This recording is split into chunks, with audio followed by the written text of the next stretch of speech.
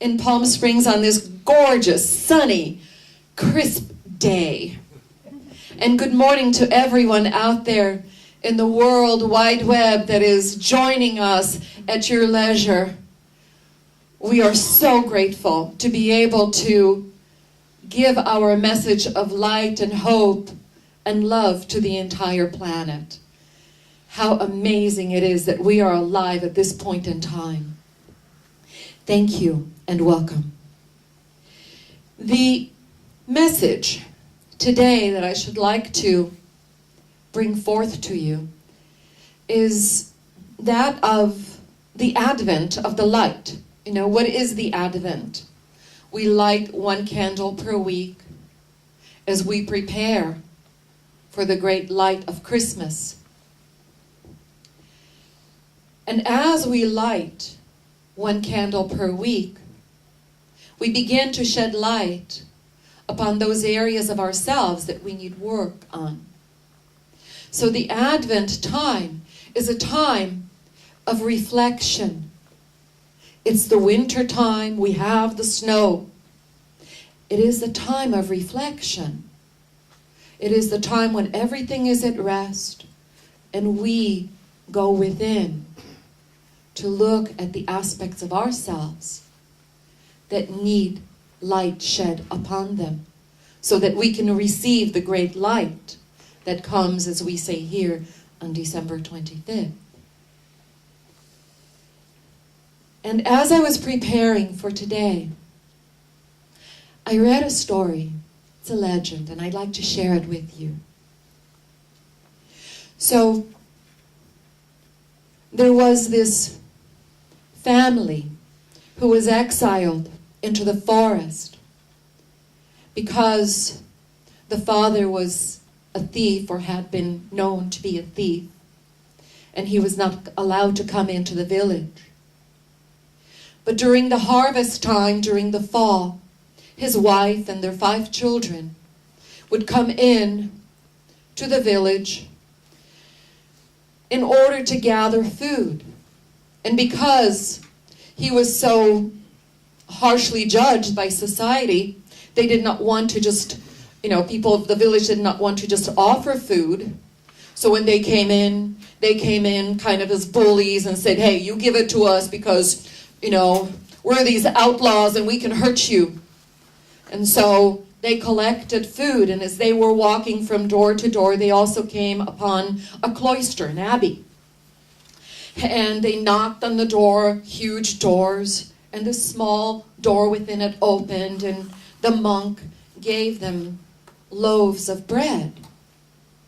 But one of the children was running around and looking at other opportunities and found a side door to the cloister that was open. So he called the mother and the other children, and they went in. And they walked in to a beautiful herb garden. And not just an herb garden, but a garden of beautiful flowers. And as the mother saw these flowers, she thought, oh, this is so wonderful. How wonderful would it be for us to live amongst the people again, to have this beauty open to us. But the children were running around and looking at all of the things that were there and seeing what they could put into their bags to take back into the forest for their winter sustenance. And there was a young monk who said, oh no, you can't come in here. He's the one who left the door open. So he called other monks, and the other monks came, and they're confronting this woman, and she's there to fight. And the abbot came out and said, what is all the commotion? And he said, no, you monks, you go back. I will speak with her. So as she turned to see this abbot, who was going to be throwing her out, so she thought, she sees this old, frail man who says, are you enjoying the beauty of the garden? And she said, oh yes, It is so wondrous. But then she said, it is beautiful, but not as beautiful as the garden that we have, which opens in the forest on Christmas Eve. It is beyond anything that words could describe. And the abbot said to her, I have heard of this legend. Oh, how I would like to go and see this garden on Christmas Eve. Please, may I come? And she said to him, at first, no. But then she thought, her pride kind of took over. But my garden is more beautiful than yours. And she thought, well, he's a frail man. Here's this young, inexperienced monk. It's okay if they come together. She said, I will send one of my children to bring you to the forest, but you can tell no one. She feared for her husband's safety. So it came Christmas time. One of the children came, and the abbot went into the forest with that young, inexperienced monk. They came upon a hut with very little in it. Leaves and pine needles made the beds. There was a fire. She said, come, warm yourself before the fire. Take a rest. If you are hungry, I hope you brought your own food, because we have none to share. The abbot was so tired, he did not even eat. He rested for a while. And then all of a sudden, there was all this excitement and clamor, and bells were ringing. And the family of thieves said, come, come, come, now. It is time to go into the forest. And they went into the forest, and there was nothing but darkness. But in an instant, a glimmer of light began to come through. And as this glimmer of light began to come through, all of a sudden, the forest began to shine. And the snow retracted. And the most beautiful, beautiful plants arose out of the earth.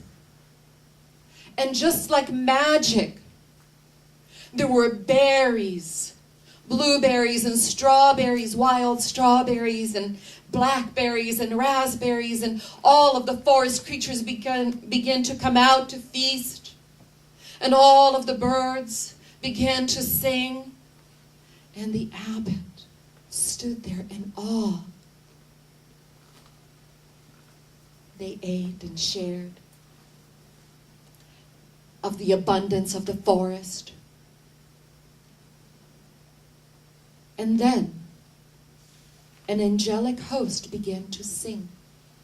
And when that occurred, the abbot thought, oh, if only I could take proof that this forest exists to the archbishop, then I know that he would pardon this thief so that he could come back into society. He looked at the monk and he spoke these words to him. I must take a flower from the forest so that the archbishop can pardon this thief, so he can come back into society. And the monk heard the words and continued to look at this vision before him. He experienced the warmth. He could eat the fruit. But he could not understand how something so magical and mystical could exist. And in his mind, he's thinking, where has this come from? How could this have been created? How can this possibly exist? What treachery is this? What magic is this? What black magic is this? In his mind, he could not understand it. In his thoughts. And the abbot upon hearing the angelic choir, fell to his knees with the light shining down upon him. He could almost feel the wings of the angels. And the young monk standing behind him continued to attempt to figure out what is happening here. How did this happen? This cannot be real. This cannot be of God. And in an instant, words came out of his mouth. Go back to the hell from which you came. And the abbot's heart contracted and he fell face down on the ground.